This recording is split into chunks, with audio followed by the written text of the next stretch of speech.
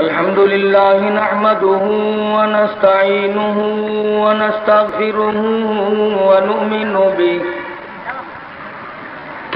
ونؤمن به ونتوكل عليه ونعوذ بالله من شرور أنفسنا ومن سيئات أعمالنا من يهده الله فلا مضل له ومن يضلله فلا هادي له ونشهد أن لا إله إلا الله وحده لا شريك له ولا نظير له ولا مثال له ولا مثل له ولا معين له ولا بصير له ولا مشير له ونشهد أن سيدنا وسندنا ونبينا وشفيعنا وهادينا ومرشدنا ومولانا إمام الأنبياء وسيد الأنبياء وخاتم النبيين باليقين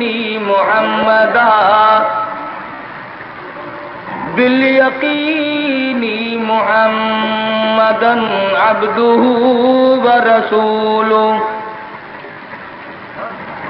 أرسله بالحق بشيرا ونذيرا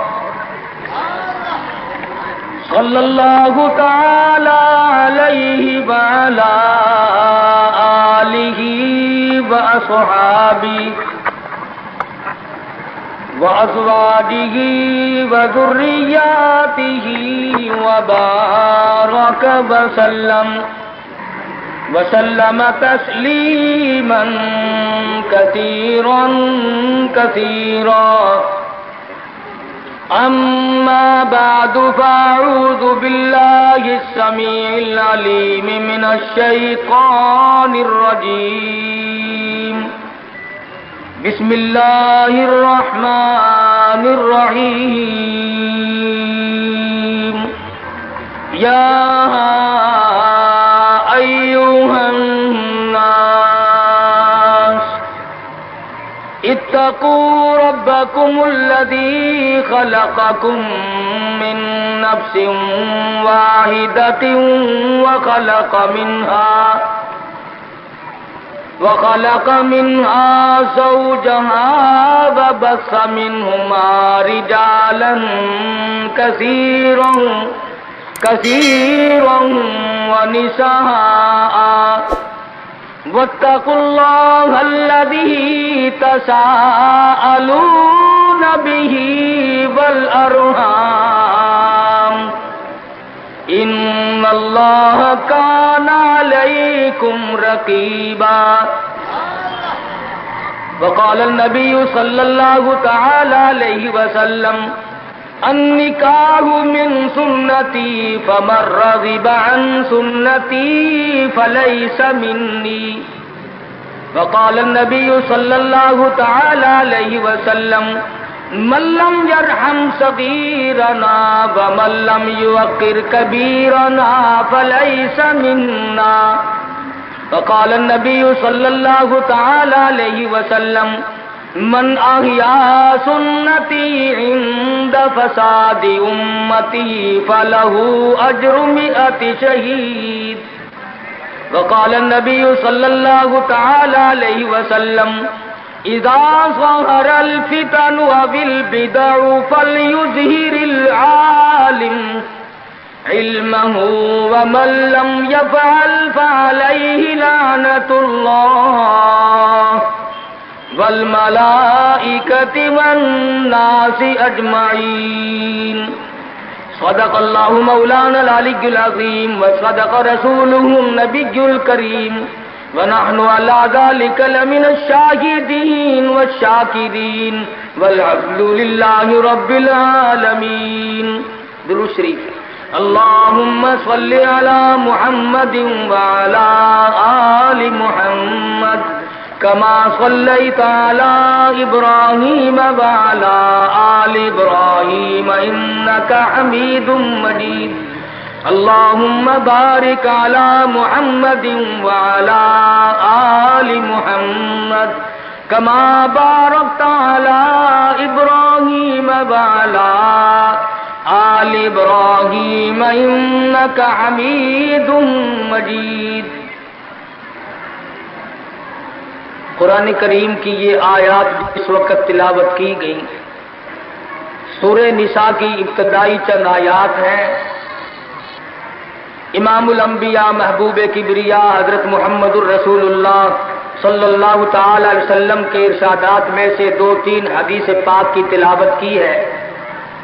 خداوند کریم اپنے فضل و کرم سے اس آیت کی تشریح اور حدیث پاک کا مفہوم سمجھانے کی توفیق عطا فرمائے۔ یہ محفل، یہ مجلس ایک شادی کے سلسلے میں، اسی کی تقریب سعید کے سلسلے میں منعقد کی گئی۔ بہت اچھی بات ہے کہ اللہ اور اس کے رسول صلی اللہ علیہ وسلم کے ذکر خیر سے کسی شادی کی ابتدا کی جائے۔ اگر ہر آدمی یوں کرنے کی کوشش کرے تو لوگوں کے دماغ درست ہو جائیں گے، مگر وقت لگے گا۔ لوگ گانے بجانے کے عادی ہو گئے، فسق و فجور کی زندگی میں اپنے آپ کو محو رکھنے کے عادی بن گئے، نام کے مسلمان رہ گئے، کام کے مسلمان قبروں میں چلے گئے۔ آج مردوں کو بھی عورتوں کو بھی تعجب ہوتا ہے۔ اس نے کہا بھائی آج یہاں کیا بات ہے کہ جی شادی ہوگی، کہ یہ تو جلسہ ہے؟ شادی میں تو کسی فلمی ایکٹرس کا ناچ گانا بجانا ہونا چاہیے، اور تمہارے یہاں کراچی میں تو فلمیں دکھانی شروع کر دی۔ ساری دن دولت کی بات ہے اور کچھ نہیں۔ ہماری اگر بات آج نہیں سنتے تو وقت آئے گا کہ یاد کرو گے۔ بڑوں کو ہم نے سیدھا ہوتے دیکھا ہے۔ جب مصیبت کا چکر پڑتا ہے، جب پریشانیوں کا ازدحام آدمی کے اوپر ہوتا ہے، ہوش نہیں آتا، پھر آدمی مسجد کا رخ کرتا ہے، لمبی لمبی دعائیں مانگتا ہے۔ اسی کو قرآن کریم کہتا ہے وَإِذَا أَنْعَمْنَا عَلَى الْإِنسَانِ أَعْرَضَ وَنَأَىٰ بِجَانِبِهِ۔ جب آرام پہنچتا ہے، کاروبار صحیح چلتا ہے تو کروٹ نہیں بدلتے، اللہ کا نام لینے کی توفیق نہیں رہتی، خداوند کریم کو یاد کرنے کے لیے وقت نہیں ملتا۔ اتنا لمبا پہاڑ شادی کا بنا دیا، غریب آدمی کے بس کی بات نہ رہی۔ قرآن کریم کہتا ہے بادشاہت موجود ہو، دولت موجود ہو، سارا کاروبار صحیح چلتا ہو، وَإِذَا أَنْعَمْنَا عَلَى الْإِنسَانِ أَعْرَضَ وَنَأَىٰ بِجَانِبِهِ۔ اور جب مصیبت آئے وَإِذَا مَسَّهُ الشَّرُّ فَذُو دُعَاءٍ عَرِيضٍ، بڑی لمبی لمبی دعائیں مانگتا ہے، سجدے میں پڑھ کے روتا ہے، اے پروردگار، او میرے رب، میرے حال پہ کرم فرما۔ جب مصیبت ٹل جاتی ہے پھر خرمستی کرتا ہے۔ امام الانبیاء محبوب کبریا حضرت محمد مصطفیٰ صلی اللہ تعالی علیہ وسلم کی شادی کا وقت آیا، آپ بالکل نادار ہیں، مفلس ہیں، غریب ہیں۔ ایک عورت نے آ کر آپ سے بات کی کہ آپ کی شادی کر دی جائے۔ قربان جاؤں، ارشاد فرمایا میری شادی ہوگی کیسے؟ گھر نہیں، در نہیں، زر نہیں، پر نہیں، میرے پاس تو سادو سامان نہیں۔ وہ کہنے لگی ایسی عورت سے اگر نکاح ہو جائے جس کے پاس دولت بھی ہو، سب کچھ موجود ہو، ارشاد فرمایا میں کس طرح سے کروں، وہ مجھ سے بھی تو مطالبہ کرے گی۔ صاحب کہنے لگی سیدہ خدیجہ رضی اللہ تعالیٰ عنہا، جس کو مکے کے بڑے بڑے چودھریوں نے پیغام دیے تھے، نکاح کے لیے آئے تھے، بڑے بڑے لوگوں نے پیغام دیے، دولت مند آئے، چودھری آئے، مکے کے رئیس آئے، بڑے بڑے قریش آئے، لیکن خدیجہ کہنے لگی او لوگوں تمہیں کیا معلوم ہے، میں نے ملازم رکھ کے دیکھ لیا، میں نے کاروبار کرا کے دیکھ لیا، خدا کی قسم میں چوبارے پہ کھڑی تھی، جب حضور اکرم صلی اللہ علیہ وسلم چلنے لگے میرا سامان لے کر، میری آنکھوں نے دیکھا بادل نے چھاؤں کر لی تھی، بادلوں نے چھاؤں کی، میری آنکھوں کے سامنے سورج کی تپش زیادہ تھی، حضور کے سر پہ آ کر بادلوں نے چھاؤں کی۔ او لوگوں میں تو ان کے بادلوں کے چھاؤں میں آنا چاہتی ہوں، میں غریب بے شک ہے، وہ یتیم ہیں، لاوارث ہیں، ان کا کوئی نہیں، میں اپنے آپ کو ان کے قدموں پہ نثار کرنا چاہتی ہوں۔ چنانچہ تیاری ہوئی، حضور نے فرمایا میں کیا تیاری کروں، میرے پاس تو کچھ نہیں، شہنشاہ کائنات ہو، عبداللہ کے بیٹے ہو، آمنہ کے درے یتیم ہو اور پلے کچھ نہیں۔ ابو طالب نے نکاح کا خطبہ پڑھا، سیرت کی کتابوں میں موجود ہے، مقدمہ ابن خلدون میں، دیگر کتابوں میں ابو طالب کے یہ الفاظ ہیں، او لوگوں آج اگرچہ میرے بھتیجے کے پاس دھن دولت نہیں، حکومت نہیں، تجارت نہیں، لیکن میرا یقین کہتا ہے ایک وقت آئے گا ساری دنیا کی دولت قربان کر دی جائیں گی۔ حضور اکرم صلی اللہ تعالی علیہ وسلم کا سب سے پہلا نکاح سیدہ خدیجہ رضی اللہ تعالی عنہا کے ساتھ ہوا، اور حضور نے یہ ثابت کر دیا آقا دو عالم صلی اللہ علیہ وسلم کی عمر مبارک 25 سال ہے اور سیدہ خدیجہ کی عمر 45 سال ہے۔ تو عرض کر رہا تھا عمر کا تناسب نہیں، نبی نے ہر اس رسم کو توڑا، ہر اس ذوم باطل کی تردید کر دی عملی طور پر، جس کو دنیا کے لوگ چلا کرتے تھے اور بازاروں میں دندنایا کرتے تھے۔ یہ کوئی مناسبت ہے کہ حضور کی عمر شریف 25 برس ہے اور خدیجہ کی عمر 45 برس ہے؟ عمر والے مسئلے کو ختم کر دیا گیا۔ حضرت خدیجہ اور پھر کمال یہ کہ اللہ پاک نے اس ہی مائی کے پیٹ سے اولاد دی جس کی عمر حضور سے دگنی تھی۔ آج تو اگر تھوڑی سی عمر زیادہ ہو جائے لڑکی کی، پھر تو لوگ فتا لے کر کے آتے ہیں کہ میاں ناپ کے دیکھو پہلے کتنی بڑی ہے۔ کون زوم کرتا ہے، کون گمان کرتا ہے؟ پچھلے سال میرے پاس ایک آدمی آیا اور کہنے لگا قاری صاحب ایک دعا کر دے۔ میں نے کہا کی کہ پہلے تو لڑکی کا رشتہ مانگنے کے لیے کافی لوگ آتے تھے، ہمیں ہوش نہ آیا، اب عمر کچھ زیادہ ہو گئی، اب کوئی مانگتا ہی نہیں۔ میں نے کہا دریا چناب میں دھکا دے دو، اب لے گا کوئی نہیں۔ پتا چلا شرافت بڑی چیز ہے، طہارت بڑی چیز ہے، یہ عمر کا بھی مسئلہ جو ہے یہ دیکھنے آج کل اگرچہ دیکھنا پڑتا ہے لیکن اس کی مناسبت کوئی نہیں۔ اگر لڑکی کی عمر زیادہ ہو تو حضور کے عمل نے پہلے یوں تردید کر دی، اور پھر ایسا وقت بھی آیا کہ حضور اکرم صلی اللہ علیہ وسلم کی عمر مبارک تقریباً 42 برس ہے اور سیدہ عائشہ صدیقہ رضی اللہ تعالی عنہا کی عمر 6 برس ہے۔ حضور کے عمل نے اس بات کو بھی توڑ دیا کہ اگر لڑکے کی زیادہ عمر ہو جائے تو کوئی بات نہیں، سنت کے خلاف نہیں ہے، شریعت کے خلاف نہیں ہے۔ سیدہ عائشہ صدیقہ رضی اللہ تعالی عنہا کی عمر مبارک اس وقت 9 برس ہے جب رخصتی ہوئی، اور حضور صلی اللہ علیہ وسلم کی عمر شریف میں حیات اور زندگی میں سیدہ عائشہ صدیقہ نے 18 برس گزارے۔ تو میں عرض کر رہا تھا سیدہ خدیجہ رضی اللہ تعالی عنہا کا جب انتقال ہو گیا تو بچیوں کا تمام دیکھ بھال، نگرانی اور سارا اہتمام حضور کے گلے میں آ پڑا.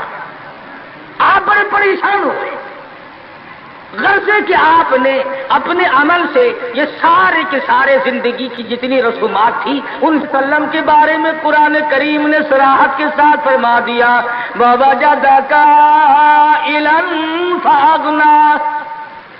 اور میرے نبی، ہم نے خدیجہ کے مال کے ساتھ آپ کو بے نیاز اور مستغنی بنایا.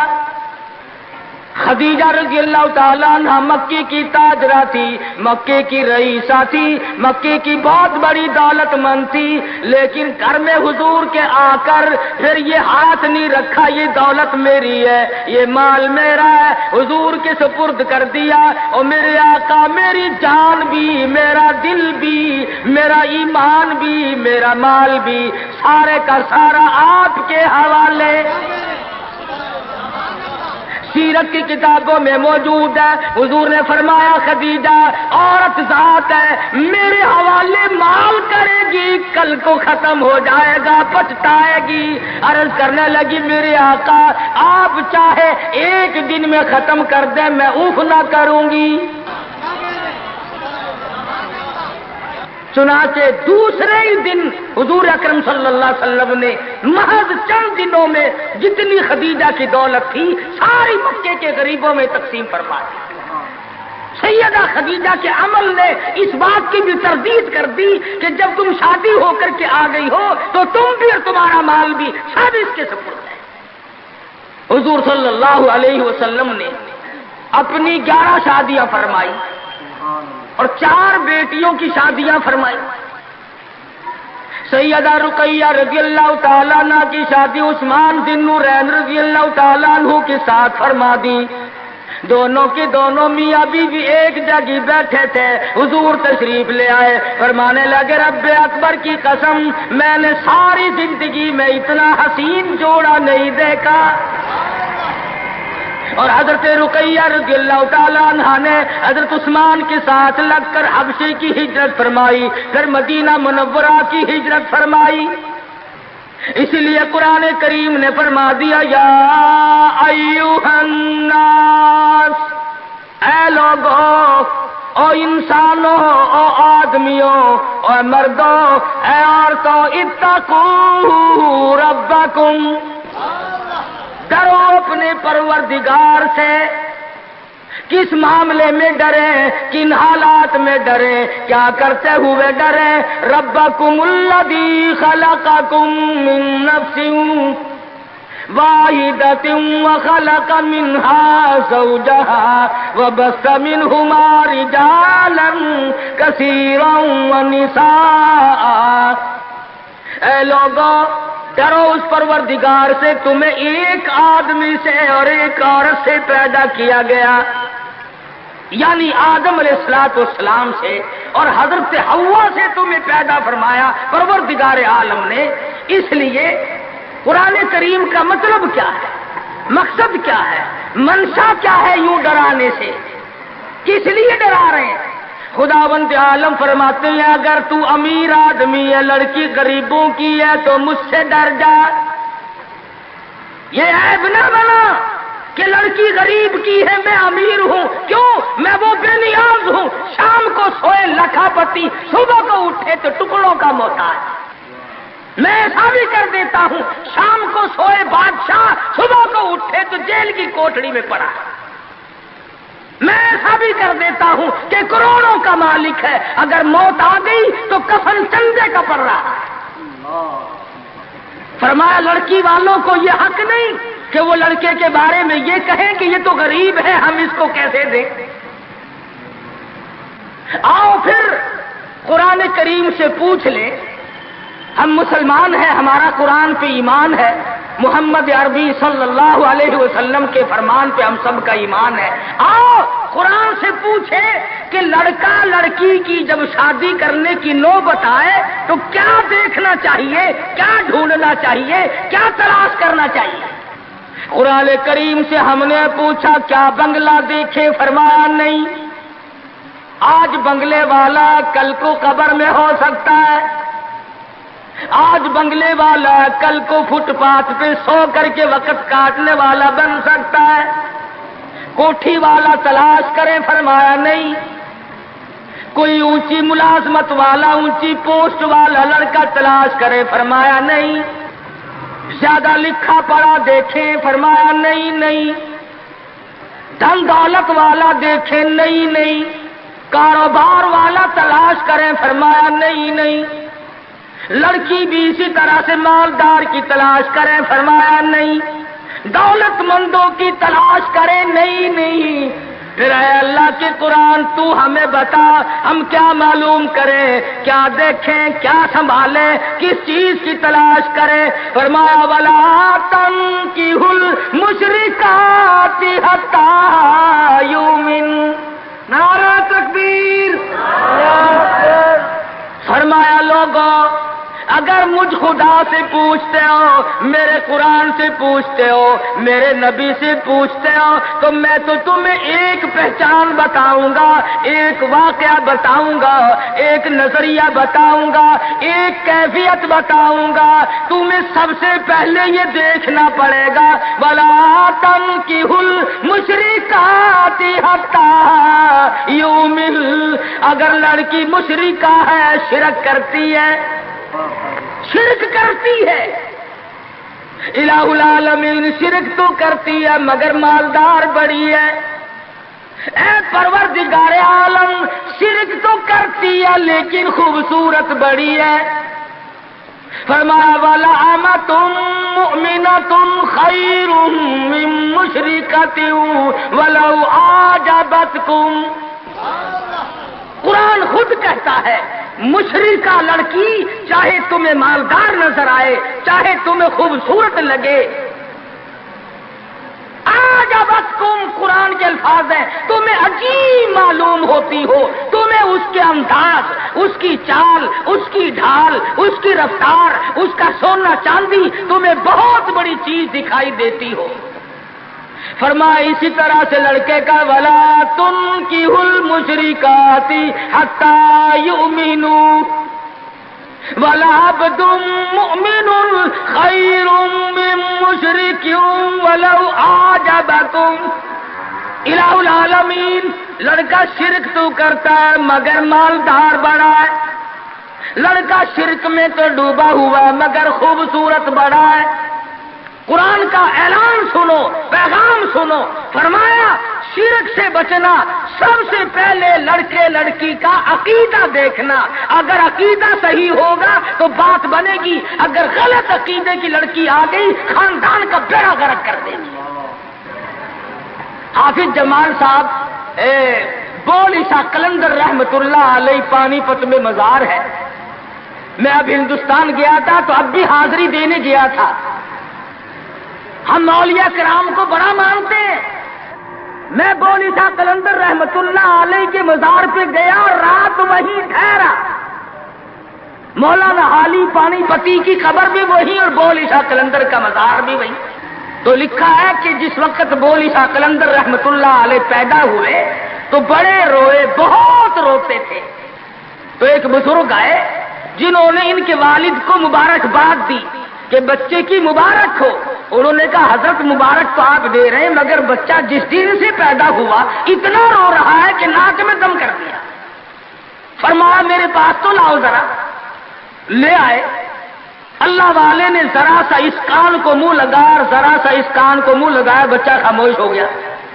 واپس جانے لگے۔ شاہ فخر الدین رحمہ اللہ اولیاء کرام میں سے ہیں، بزرگان دین میں سے ہیں۔ شاہ بہاء الحق زکریا ملتانی رحمت اللہ علیہ کے داماد ہیں، جو لڑکی یہاں رہتے رہتے فوت ہو گئی تھی۔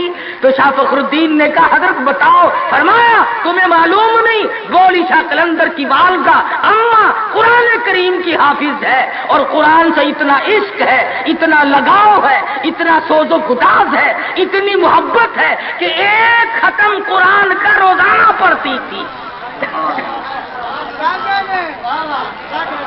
بچے کو پیٹ میں لے کر ایک ختم قرآن روزانہ کا پڑھتی تھی۔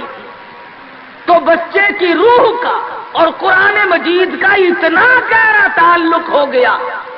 اب چونکہ اماں زچگی میں آ گئی، چھلے میں پڑ گئی، اس لیے قرآن نہیں پڑھتی.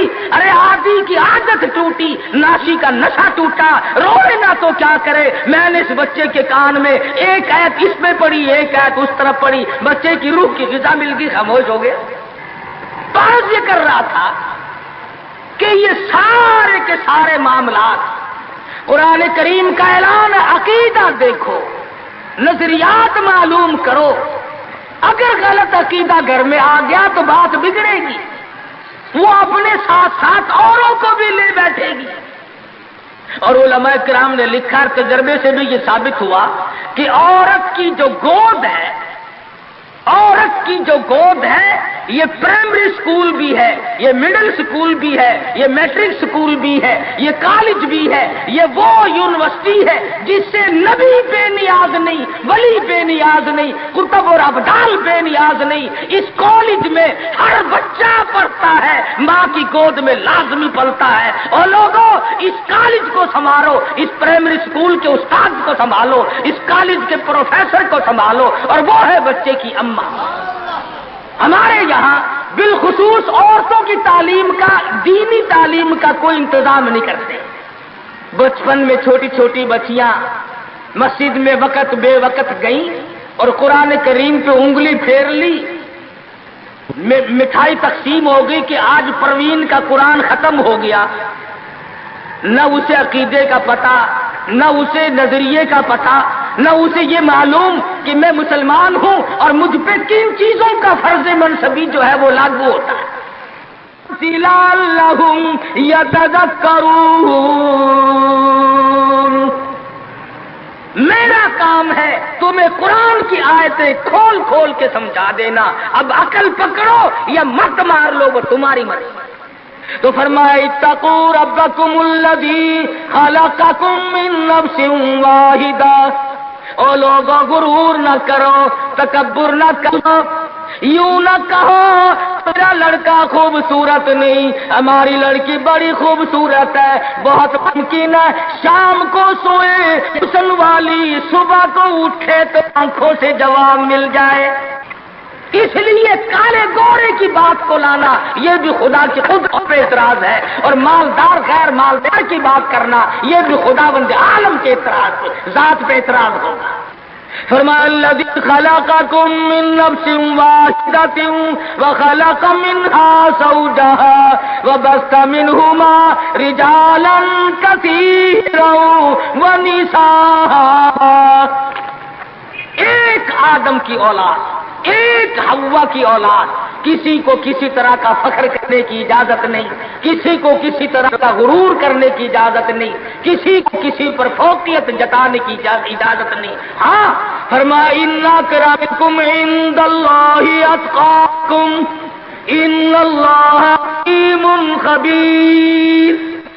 تقوی، پرہیزگاری، اللہ اللہ کرنا، اللہ کی حضور میں زیادہ سجدے کرنا، یہ ایک رحمت ایسی ہے جو آدمی کو اونچا کر دیتی ہے.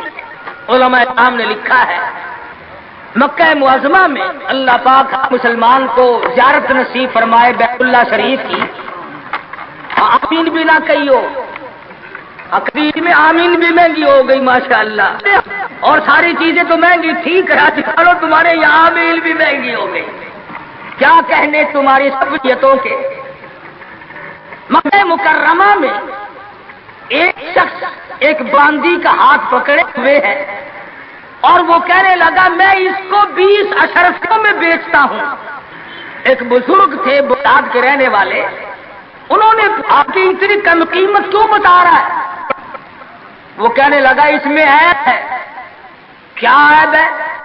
اس نے کہا بھی یہ ہے کہ ساری رات نماز پڑھتی ہے اور سارا دن روزہ رکھتی ہے، اس میں یہ نقص ہے. اللہ والے نے خرید لی. اس نے کہا چلو میری ساتھ نماز پڑھ کے دیں گے، ایک کے بجائے 2 اللہ اللہ کیا کریں گے. چنانچہ عشاء کی نماز کے بعد اس باندی نے پوچھا کہ اے میرے مالک کام ہے میرے متعلق؟ کہا کوئی نہیں. لکھ دو ہے کہ عشاء کی نماز کے بعد مصلی پہ کھڑی ہوئی تھی، صبح کی آزاد ہو گئی، قرآن پڑھتی رہی ساری عمر. اور جب دن تو کہنے لگی اللہ بھائی تم بغداد میں رہتے ہو کوئی قرآن سنو. انہوں نے 2 آیتیں پڑھی ہوش ہو گئی, منہ پہ پانی کے چھینٹے پڑے, پھر ہوش آیا, پھر قرآن کی 2 آیتیں پڑھی. سورت حدیث پوری نہ پڑھ سکے تھے, ایک ہماری اور جان دے. کیسا ذوق تھا, کس قسم کی محبت تھی اللہ پاک شانوں سے, اور کیا ایمان تھا کہ قرآن کریم کی شہید ہو گئی. کوئی تلوار شہید ہوگا, کوئی لوہا شہید بنے گا, کوئی پتھر کھا کے مرے گا, ڈوب کے مرے گا, کوئی آگ میں جل کے مرے گا, کوئی ایکسیڈنٹ میں مرے گا. یہ اللہ والی خدا کا قرآن سن کے مرے گا. آج ہمیں یہ بات کہاں نصیب ہے. حضور اکرم کہو صلی اللہ علیہ وسلم نے صحابہ کرام کو نکاح کی سنتوں کی تعلیم دی. ہمارے یہاں تو اتنا بکھیڑا بنا دیا کہ اب سنتوں کی تاریخوں کو کوئی پوچھتا ہی نہیں. حالانکہ خداوند عالم روزہ اپنی قدرت کے تماشے دکھاتے ہیں. ابھی ہفتہ نہیں ہوا, ایک بس فیصلہ سے برات لے کر کے چلی, اور ایک بس لاہور سے برات لے کر کے چلی. شیخو پورے کے قریب تصادم ہوا, 9 آدمی ایک طرف سے, 7 آدمی ایک طرف سے, 3 آدمی موقع پہ مر گئے. دلہا بھی, دلہے باپ بھی, ماں بھی, بھائی بھی, سارا خاندان ختم ہو گیا. کیا پروگرام لے کر کے چلے ہوں گے, کیا ارادے لے کر کے چلے ہوں گے کہ یہ خوشی منائیں گے. لاہور کے جس محلے میں دلہن آنا تھا, ہم اس محلے میں ٹھہرے ہوئے تھے. سجا رکھا ہے, یہاں مسحری بچھائی ہے, یہاں سامان رکھیں گے, یہاں فریج رکھا جائے گا, یہاں پنکھے رکھے جائیں گے, یہاں پر تمام مہمان ٹھہریں گے. خود قسم انتظار ہے سامان کا, اور کچھ دیر کے بعد 7 آدمیوں کے چھیچڑوں اور بوٹڑیوں کی گٹڑیاں بن کے آئیں. اس لیے ہمیں ہر حال میں اللہ پاک کے قہر اور غضب سے ڈرنا چاہیے. ڈرتے نہیں. ہمارے ملتان میں ایک بہت بڑے ٹرانسپورٹ نے اپنی بچی کی شادی کا پروگرام بنایا, تو برات بھی بہت بڑی آنی تھی, بڑے گاجے ہو رہے تھے, اور بڑا ٹھیٹر تماشا کھانا پکانا. اچانک ٹیلی فون کہ شور کوٹ کے پاس ٹکر ہو گئی, ساری کار ختم ہو گئی, جس میں لڑکا تھا وہ بھی ختم ہو گیا. ہاتھوں کی لکیر دیکھ کر لوگ تقدیر بتاتے ہیں. ساری عمر قرآن پڑھنے کے بعد اپنی تقدیر کا پتہ نہیں. میں کہتا ہوں کہ نبی کو اپنی تقدیر کا علم نہیں کہ صبح کیا ہوگا, رسول کو علم نہیں, وقت کو علم نہیں. اور یہ فٹ پاتھ پہ بیٹھ کر لوگوں کے ہاتھوں کی لکیر دیکھ کر تقدیر بتاتے ہیں. دس پر یقین کیا جاتا ہے. ہم ہیں مسلمان. ایک مرتبہ لاہور میں فٹ پاتھ پہ بیٹھا ہوا آدمی لوگوں کے ہاتھوں کی لکیر دیکھ رہا تھا اور تقدیر بتلا رہا تھا. بڑے لوگ کھڑے تھے, اچھے خاصے بڑے لوگ. کسی کو کہتا تھا تجھے بڑی اونچی ملازمت ملے, بہت اونچی پوسٹ پہ تو جائے گا. بس بابو جی اکڑے جاتے تھے, کیا کرنا, بس کیوں جی گورنر سے کم تو نہیں ہوں گا نا. لوگ پیسے بھی دے رہے تھے اور تقدیر لکھ رہے تھے. ہم مجمع میں کھڑے تھے, میں نے اپنے دوستوں سے کہا کہ یار آؤ ذرا ہم بھی دیکھیں تقدیر بتانے والا ایسا ہے یہ. اور مجمع میں سے آگے کو نکل کر میں نے بھی آگے ہاتھ کر دیا. میں نے کہا سائی جی ذرا دیکھو میری تقدیر شادی ہے کہ نہیں. اور بدبخت اچھی طرح دیکھی بھی نہیں. میرا ہاتھ جھٹک کر کے کہنے لگا نہیں تیری شادی نہیں ہوتی. اور میں کہا کھوتے تیرے باپ کے 8 بچے کھیل رہے ہیں, تجھے کیسے معلوم ہو گیا کہ شادی نہیں ہونی. البتہ اگر تو دوسری شادی کے بارے میں کہتا ہے تو بات اور ہے. اس کا کھیل ختم ہو گیا. غلط چیز, غلط عقیدے کی طرف بہت جلدی لوگ بھاگ جاتے ہیں. صحیح بات کی طرف محمد عربی صلی اللہ علیہ وسلم نے لوگوں 23 برس قرآن سنایا, فرمان بتایا, صحابہ کرام کا لشکر تیار کیا, ان کی زندگیوں میں انقلاب برپا کر دیا. ارے ٹوب کے جو مسلمان کہلاتے ہوئے آج نہ نبی کی صورت ہے, نہ نبی کی سیرت ہے, نہ نبی کی سنت ہے, نہ نبی کا طریقہ ہے. ارے آج تک کسی عورت نے ہم سے یہ نہیں پوچھا کہ ہمیں فاطمۃ الزہرا کا لباس تو بتاؤ.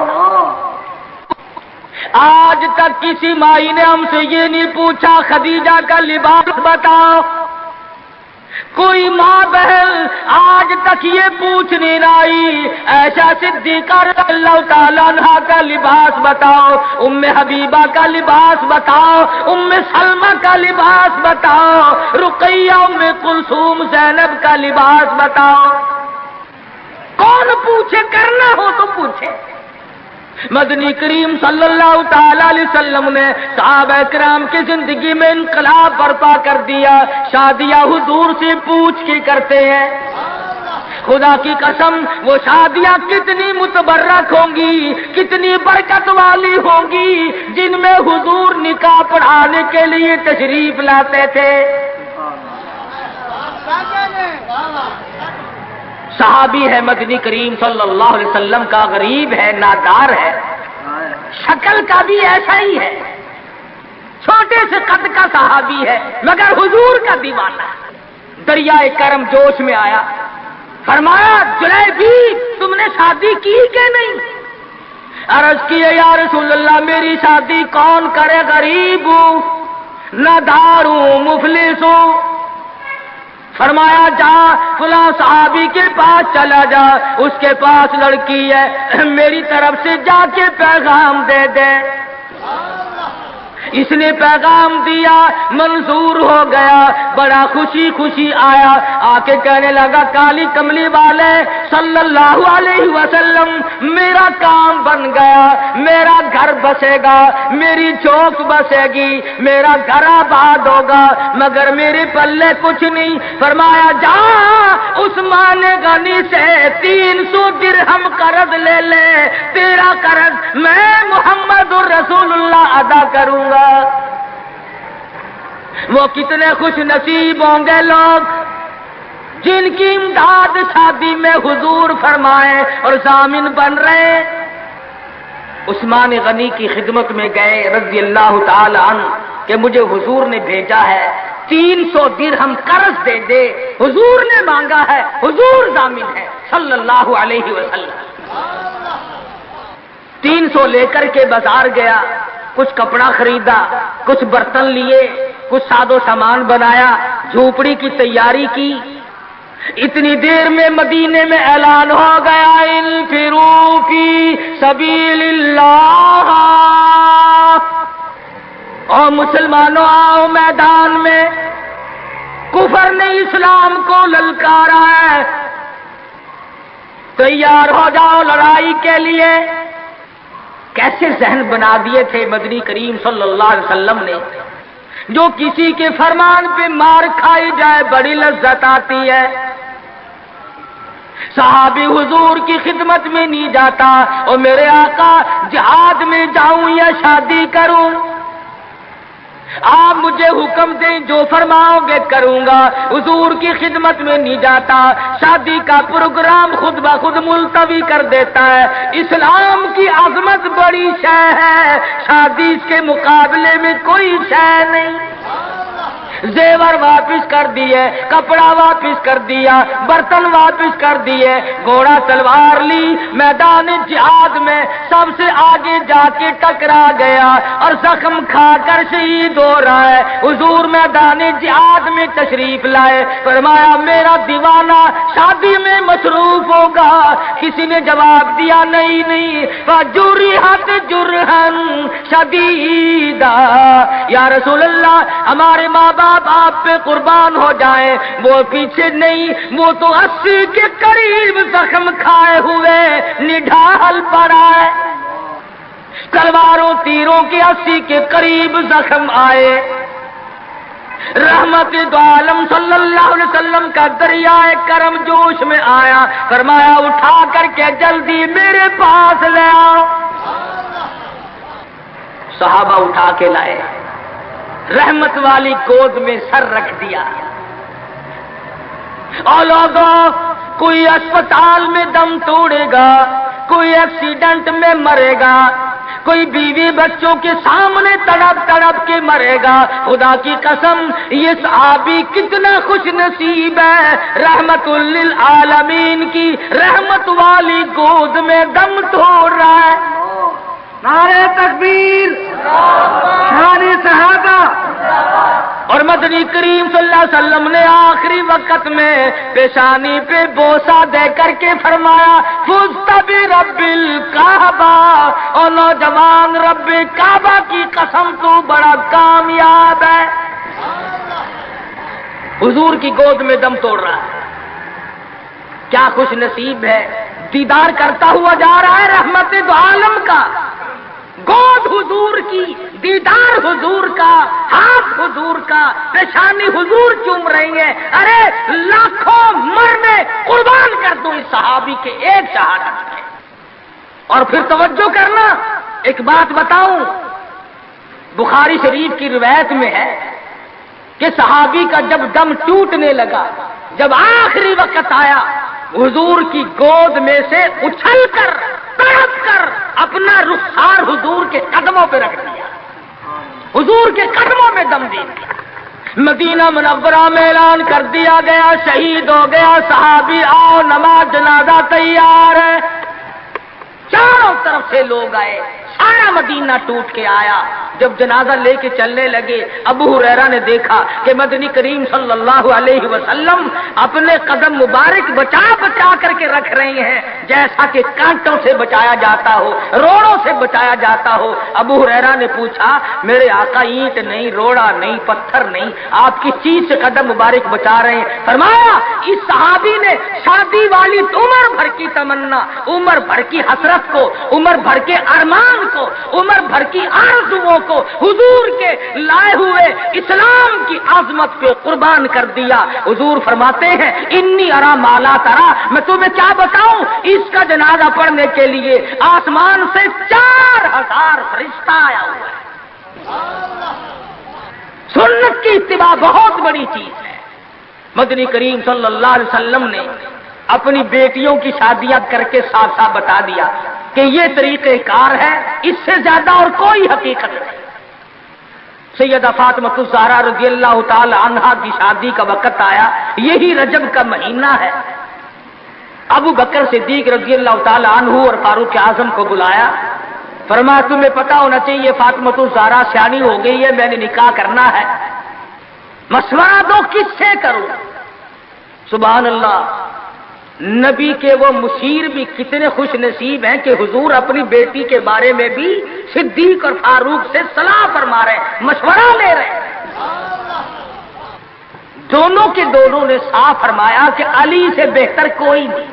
اندازہ لگاؤ وہ آپس میں اتنی محبت رکھتے تھے کہ ایک دوسرے کی شادی کے بارے میں حضور کو مشورہ دے رہے ہیں۔ فرمایا بہت اچھا، علی مرتضیٰ کو بلاؤ۔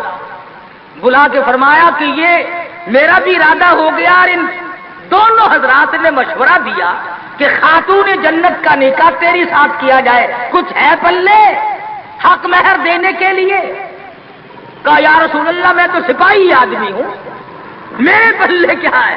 یہ تلوار ہے اور یہ میری زرہ ہے جسے پہن کر میں جنگ کرتا ہوں، اور میرے پلے دم دولت کچھ نہیں۔ تو فرمایا کہ یہ زیرہ جو ہے اسی کو بیچ کر پیسے بنا لا۔ حضرت علی اٹھے، بیچنے کے لیے بازار جا رہے ہیں، راستے میں عثمان غنی ملے، فرمایا علی کہاں چلے؟ کہا میری یہاں شادی ہے، نکاح ہے، یہ زیرہ بیچنے چلا ہوں، میں اپنی حق مہر دوں گا۔ فرمایا آجا سودا کریں گے۔ عثمان نے، علی مرتضیٰ نے سودا کیا، 400 درہم میں سودا ہو گیا۔ جب اٹھ کے چلنے لگے حضرت عثمان نے زرہ بھی پیسے بھی حضرت علی کو واپس کر دیے اور فرمایا کہ خاتون جنت کی شادی ہو، خرچ عثمان کا ہو، میں بڑا راضی۔ حضرت عثمان غنی رضی اللہ تعالی عنہ سے پیسے لے کر حضرت علی حضور کی جب خدمت میں گئے تو فرمایا زرہ بھی لے آئے، پیسے بھی لے آئے؟ کہ ہاں۔ عثمان نے سب کچھ دے دیا۔ حضور صلی اللہ علیہ وسلم کے بے ساختہ ہاتھ اٹھ گئے، فرمایا عثمان تجھ پر خدا رحم کرے، تو نے ساری عمر میرا ہاتھ بٹایا۔ تو حضرت عثمان غنی سے حضور بڑے راضی تھے۔ ایک چکی خریدی گئی، ایک مشکیزہ خریدا گیا، اور حضور صلی اللہ علیہ وسلم نے سادگی کے ساتھ نکاح فرمایا اور رخصت کر دیا، اور خود حضور سر پہ ہاتھ پھیر کر رخصت فرمانے کے لیے تشریف لے گئے اور برکت کی دعا کر کے واپس آ گئے۔ بتانا یہ چاہتا تھا کہ شادی کو لمبی چوڑے پکھنڈ اور یہ جو بنانا ہے وہ ہم نے بنائے، یہ سارے کا سارا رسموں کا کنواں ہم نے کھودا ہے، مہینوں پہلے انتظامات، مہینے پہلے بعد کو انتظامات، پھر لینا دینا۔ آج کل ویسے بھی چیزیں نہیں ملتی، مار سر میں درد ہو جاتا ہے کہ چینی کیسے پیدا کرے، گھی کیسے پیدا کرے، کہاں سے لائے اور کیا کیا جائے۔ میں یہ کہتا ہوں کہ لوگوں سادگی پہ آ جاؤ، نبی کی سنت پہ آ جاؤ، نبی کی غلامی میں آ جاؤ، اللہ اور اس کے رسول کے فرمان پہ آ جاؤ، سارے مسئلے چٹکیوں میں حل ہو جائیں گے انشاءاللہ۔ کوئی تکلیف نہیں کسی کو ہوگی، بالخصوص شادی کے بارے میں۔ آج غریب آدمی سوچتا ہی رہ جاتا اور بنتا ہی کچھ نہیں۔ تو صحابہ کرام نے اپنی زندگیوں میں ایسی تبدیلی کی تھی۔ سیدنا سلمان فارسی نے حضرت طلحہ سے کہا کہ طلحہ فلاں صحابی کے پاس لڑکی ہے، میں نکاح کر لوں گا، میرا بھی گھر بس جائے گا، ذرا تو پیغام دے کے آ۔ حضرت طلحہ جب پیغام دینے گئے تو گھر والوں نے کہا کہ بھئی سلمان کو تو ہمارا پروگرام نہیں بنتا، البتہ اگر تو چاہے تو ہم ابھی نکاح کرتے ہیں۔ انہوں نے کہا چلو میرا ہی کر دو، وہ نکاح ہو گیا۔ 8 دن یا 15 دن یا مہینے کے بعد حضرت سلمان کی نظر پڑی، فرمایا طلحہ یار تیرے ذمے کام لگایا تھا، جواب نہیں دیا۔ حضرت طلحہ نے گردن جھکا دی، فرمایا میں شرم کے مارے تیرے پاس نہ آیا، گیا تو تیرے لیے تھا، انہوں نے میری ساتھ نکاح کر دیا، تجھ سے ملتے ہوئے شرم آئی، تیرے کام گیا تھا، میں نے اپنا کام کر لیا۔ سلمان فارسی کا عمل دیکھو، نبی کی صحبت کا اثر تو دیکھو، نبی کی نظر کرم کا جلوہ تو دیکھو۔ سلمان نے رو پڑے، فرمایا طلحہ مجھے تجھ سے خود شرم آتی ہے، مقدر میں تو تیرے تھی، میں بیچ میں ٹانگ کیوں اڑا رہا تھا۔ تو میں عرض کر رہا تھا کہ یہ ساری زندگی شادی کی ہو، غمی کی ہو، ہماری حضور اکرم صلی اللہ علیہ وسلم کے فرمان کے مطابق ہونی چاہیے، پھر ہماری خوشیاں بھی رہیں گی، اور جتنی سادگی برتو گے اتنا ہی اس میں فائدہ ہوگا۔ افزائش نسل کے لیے اللہ پاک نے ایک ذریعہ بنایا۔ عیسائیوں میں کچھ اور طریقہ ہے، یہودیوں میں کچھ اور طریقہ ہے، ہندوؤں میں کچھ اور طریقہ ہے، سکھوں میں کچھ اور طریقہ ہے، اور ہمیں محمد مصطفیٰ صلی اللہ علیہ وسلم نے یہ طریقہ بتلایا کہ گواہوں کی موجودگی میں قاضی نکاح پڑھانے والا ایجاب و قبول کر دے، بس نکاح تو اس کا نام۔ تو قرآن کریم نے ان تمام چیزوں کی تردید کی ہے۔ ہمیں سب کو اپنی زندگیوں میں، اپنے بچوں کے اور بچیوں کے معاملات میں ان چیزوں پہ عمل کرنا چاہیے، اپنی زندگی کو سادہ بنا۔ خدا کے پیغام کو مانو، امن ہو جائے گا گھر گھر میں، قبیلے قبیلے میں، برادری برادری میں سکون آ جائے گا، چین آ جائے گی، راحت آ جائے گی۔ اس لیے کہ جب سادگی کے ساتھ کرنے کے عادی بنیں گے تو لوگوں کو تمام طرف سے ریس پڑے گی۔ اس لیے اللہ پاک سے دعا کرو، اللہ پاک کی شادی خانہ آبادی کو باعث برکت بنائے اور تمام خاندان کے لیے رحمتوں کا ذریعہ بنائے۔ اللہ پاک عمل کی توفیق عطا فرمائے۔ وآخر دعوانا ان الحمدللہ رب العالمین۔ بسم اللہ الرحمن الرحیم۔ اللہم صلی وسلم وبارک علی سیدنا و مولانا محمد النبی الامی الہاشمی وعلی آلہ واصحابہ برۃ الکرام۔ پروردگار عالم ہم سب مسلمانوں کو حضور صلی اللہ علیہ وسلم کی سنتوں پہ عمل کی توفیق عطا فرما، ہم سب کو حضور اکرم صلی اللہ علیہ وسلم کا غلام بنا، حضور کی غلامی میں موت آئے، غلامی میں حشر ہو، عظمت اور محبت نصیب فرما۔ یا اللہ جتنی مشکلات بچے والوں کے لیے، بچیوں والوں کے لیے ہیں، یا اللہ سب کو آسان فرما دے، یا اللہ سب کی پریشانیوں کو دور فرما دے، اور ہر ماں باپ کو اس فرض منصبی سے ادا ہونے کے حالات اور اسباب پیدا فرما دے۔ الہی جتنے بھی مسلمان مرد اور قبروں میں چلے گئے سب کی بخشش فرما دے، ہم سب کو جنت الفردوس عطا فرما، جہنم کے دردناک عذاب سے محفوظ فرما۔ ربنا تقبل منا انک انت السمیع العلیم وتب علینا انک انت التواب الرحیم۔ صلی اللہ علی حبیبہ محمد وآلہ وصحبہ اجمعین برحمتک یا ارحم۔